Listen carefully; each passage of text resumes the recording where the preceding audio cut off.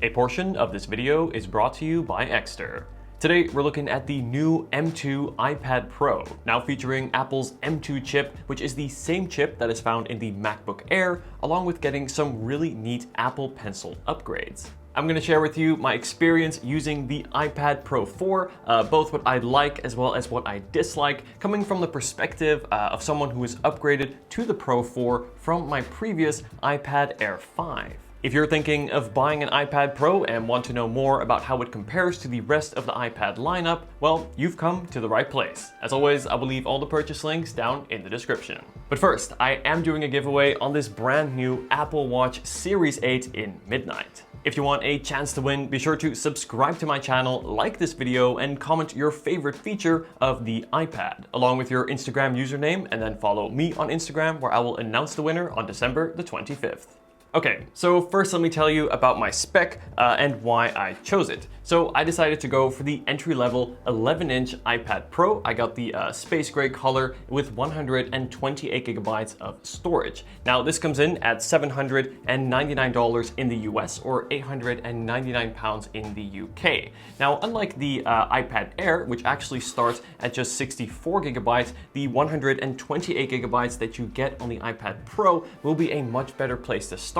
As for storing all of your media, videos, apps, and music, 64 gigabytes is going to go very quick, so having that extra headroom on the iPad Pro is a definite plus. The iPad Pro is also available in an even larger 12.9-inch model. However, that really is too big for me, and in terms of the storage can go all the way up to 2 terabytes, but that is just too expensive for me. Taking a look at the design, compared to the previous iPad Pro 3, the iPad Pro 4 features the same squared-off aluminum and glass design. It is also, in fact, very similar to the iPad Air as well as the iPad 10, but overall, I'm still quite happy with this design. We get USB-C Thunderbolt for plugging into external displays and hard drives, and you can even use it to charge your iPhone, though it's a pretty expensive battery pack. One of the more underrated features that you get with the iPad Pro as opposed to the Air or any other iPad is you get not 2, but 4 speakers. And this definitely does make a difference as the sound is bigger, there's more bass and depth, and it really is a much better experience. This is especially great when watching movies or TV shows or just simply having music on. And then one of the things I love about any iPad is just how light it is. Now the iPad Pro 4 comes in at just above 1 pound or 466 grams, and this makes it super easy to hold the iPad in one hand for an extended period of time. I love using my iPad whilst on the sofa or on the balcony with a morning coffee for reading my emails and watching a few YouTube videos. And then when I'm working at my desk on my MacBook, I'll actually have my iPad propped up next to it. And I do this with Apple's Smart Folio accessory. It magnetically attaches, protects the display, and also adds functionality, acting as a stand to prop up your iPad or angle it for better typing. If you get an iPad, my suggestion is to also pick up a Smart Folio. Trust me, this is worth it as it adds even more functionality to the iPad. By the way, I have also done a review on Apple's Magic Keyboard for the iPad, but let's just say I'm not as fond of that as I am of the iPad. I'll leave that video linked down below. Back to the design of the iPad Pro, it is a design that looks good, is practical, and has held up well. Although I do suggest getting a screen protector, these displays are quite crack resistant, but at the same time are quite prone to scratching, so I'll be sure to leave my recommended screen protector down in the description. One of the big differences between the iPad Pro, the Air, and the iPad 10 is that unlike using Touch ID, the iPad Pro uses FaceID. And FaceID works great. It works in both orientations and is fast. Though I do wish it worked at further distances. For example, when I have my iPad up on my desk, naturally it's not as close to my face as, say, my iPhone would be.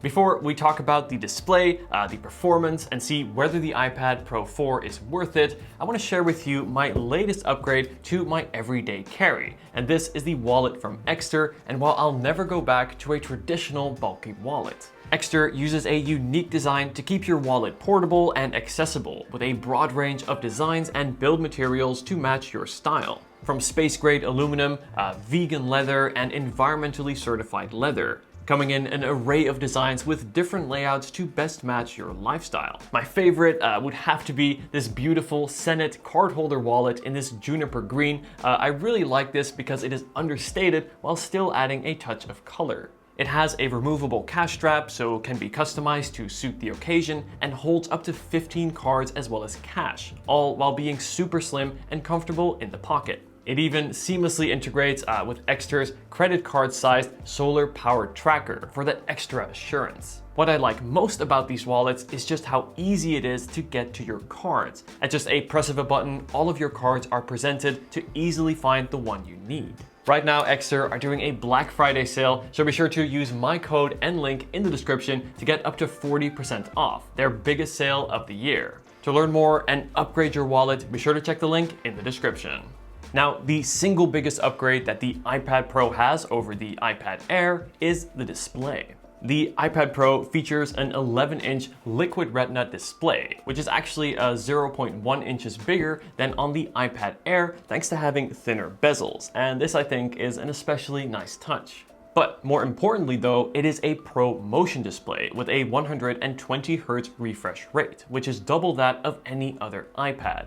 And this really makes a difference. It's kind of like comparing the displays of the regular iPhone to the iPhone 14 Pro. Where on the iPad Pro, everything you do from scrolling to opening and closing apps is just buttery smooth. Side by side, the difference is clear. Though I will say if you are used to 60Hz, then the 60Hz display on the iPad Air or iPad 10 will be fine. However, once you get used to the extra smooth nature of that 120Hz refresh rate, well, let's just say it's hard to go back. The display on the iPad Pro is also brighter, coming in at 600 nits compared to 500, meaning it can be used outdoors. Content just looks stunning on this display. Colors are rich, text is sharp, and the display is also accurate, which makes it great for video and photo editing, but we'll talk more about performance in a sec. Overall, this is by far the best display on any iPad, and I really think this is a compelling reason to go from the Air to the iPad Pro.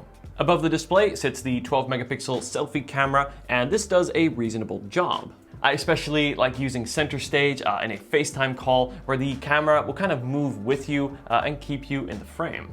On the back, the iPad Pro has a dual lens camera system, a 12-megapixel wide lens and a 10-megapixel ultra wide. Now, this really is overkill for any tablet, but the cameras are still good. For video calls, it's nice to be able to flip the camera around and show the other perspective. At the same time, I've also enjoyed scanning documents right into the Notes app, and then the LIDAR sensor, which you only get on the Pros as well, is useful for certain 3D mapping applications. The iPad Pro features Apple's new M2 chip, and this is the same chip as from the current MacBook Air and is even faster than the M1 chip found in the iMac, which is a desktop computer. I would say I use my iPad mostly for productivity, content consumption, and the occasional content creation. And the iPad Pro 4 runs iPadOS 16 with ease.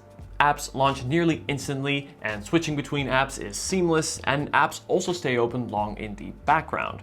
Even when running multiple applications at once, there is no lag or even stutter. A fantastic feature, by the way. I love having a document open to take notes whilst I'm reading an article on a Safari window. iPadOS 16 also introduces Stage Manager, which is a new way to manage your windows. I have used it, but actually found myself turning it off after a while, as it can be a bit finicky, as at the moment, not all third-party apps properly support it yet. And then when it comes to more heavy tasks like photo or video editing, the M2 chip is simply unmatched. For example, it can run Minecraft at max render distance with ease, maintaining a smooth FPS. I actually edit all of my video thumbnails right here on the iPad Pro in Lightroom, and this I think is actually a good example where the iPad Pro doesn't just do what my MacBook can do, but actually does it better. Using a USB-C port, I import my photos from an SD card reader, and no matter how many raw images, presets, or masks I throw at it, Lightroom continues to run smoothly just as it would on my Mac. Editing photos in Lightroom is made even better with the Apple Pencil 2. Speaking of which, the iPad Pro 4 introduces a pretty neat hover feature for the Apple Pencil, where you can hover the Apple Pencil 12mm above the display and your apps and widgets will react as you hover over them. This feature is especially great in Lightroom as well as drawing apps, letting you preview your brush size and color before making contact with the display. iPads are known for having all-day battery life, and the new iPad Pro 4 is no different. During normal mixed day-to-day use, I can get anywhere from 8 up to 10 hours of screen on time. And this is great, as for how I use my iPad, this means I charge it around every 2 days or so. Okay, so at the end of the day, who is the iPad Pro 4 for real? Well, for $799, it comes at a price, but for that price, you do get a lot.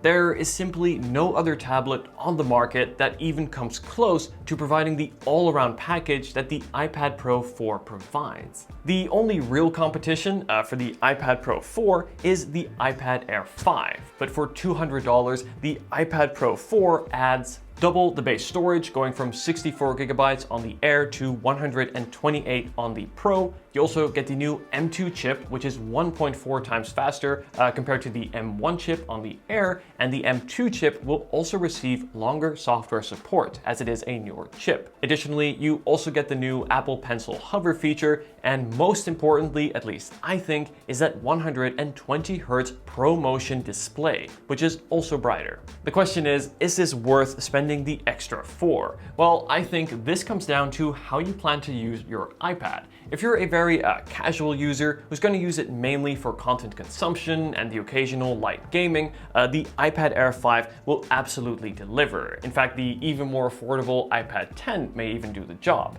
However, on the other hand, if you plan to do more than that and use the iPad as your secondary computer for content consumption and content creation like I do, then the iPad Pro will be worth getting. And for those who are extra daring and plan to use the iPad as their main computer, well, in that case, the iPad Pro is the one to get. Anyway guys, thank you so much for watching. I hope this video helped you out and gave some clarity on whether it's worth getting the Pro over the Air and which iPad is right for you. By the way, let me know in the comments if you'd like to see me do a more thorough comparison between the iPad Pro 4, iPad Air 5, and the new iPad 10. I'd love to hear your thoughts in the comment section down below. But thank you so much for watching guys. If you enjoyed this video, please leave a like and subscribe to see more videos like this. Thanks for watching and take care.